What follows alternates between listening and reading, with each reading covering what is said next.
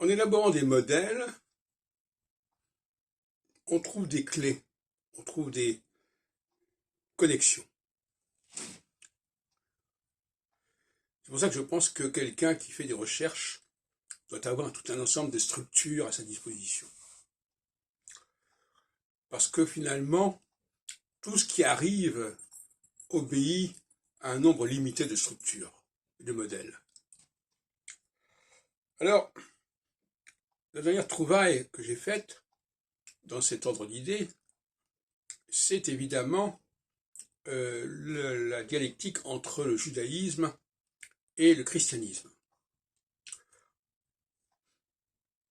Il est vrai que j'avais travaillé là-dessus, mais je n'avais pas appliqué intelligemment et intelligiblement ce modèle dialectique à cette question de ces deux religions, que pourtant j'avais traité à diverses occasions et sous divers angles. Alors j'en ai déjà un petit peu parlé dans d'autres études récentes, dans d'autres vidéos, dans d'autres articles, vidéos sur YouTube, articles sur Nofim, N-O-F-I-M, entre autres. Mais on peut trouver ça aussi sur la revue Astroprophétique, qui est, à mon avis, un ensemble très intéressant. Et je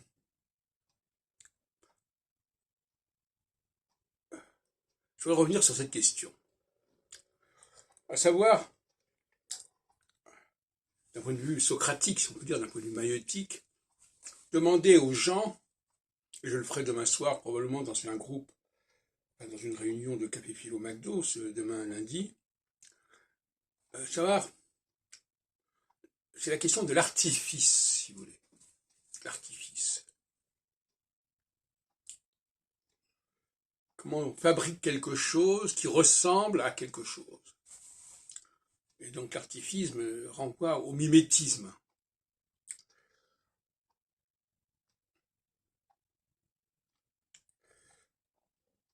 Alors, je parle donc du peuple hébreu.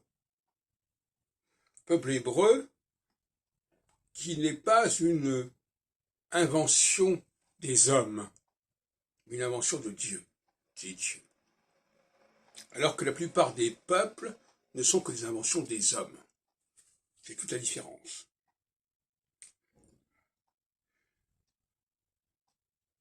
Le seul peuple qui est peut-être une réalité objective, intrinsèque, c'est le peuple juif. On peut l'appeler comme on veut d'ailleurs. Et ce qui est intéressant, c'est de voir tout ce qui a été imité, tout ce qui est dérivé de cela. À commencer par la question du christianisme, évidemment. Le christianisme récupère cette notion de peuple, de Dieu, qui est propre au peuple hébreu. Âme, quand Dieu parle de son peuple, ami, mon peuple. Et quand il dit à Moïse, va vers mon peuple, dans le livre de l'Exode. Eh bien, Jésus a l'intention, a le projet, est venu pour, en quelque sorte, se déclare venu pour cela. Mais en réalité, on ne va pas entrer dans le détail, mais ça s'est fait en plusieurs étapes, tout cela. Il est d'abord venu pour les brebis perdues d'Israël, donc c'était déjà une structure qui existait déjà. Et puis on a glissé, on a basculé vers une structure nouvelle que l'on appelle dans les évangiles l'Église. D'où la fameuse formule tu es Pierre, et sur cette pierre, je construirai mon Église. Mon Église. Et c'est à mettre en parallèle avec mon peuple. Dieu dit mon peuple, Jésus dit « mon Église ».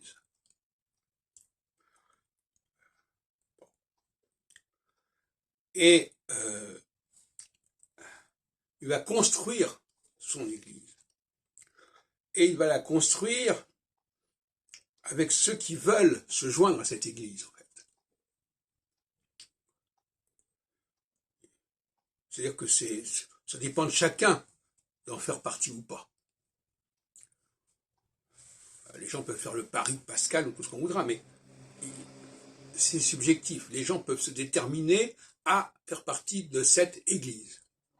Alors que pour les Juifs n'ont pas à choisir de faire partie du judaïsme. C'est quelque chose qui est là, en soi. Tout à fait différent. Et donc, astrologiquement, parce qu'il faut en venir là, nous avons cette dualité, cette dialectique entre l'équinoxialité et la solsticialité.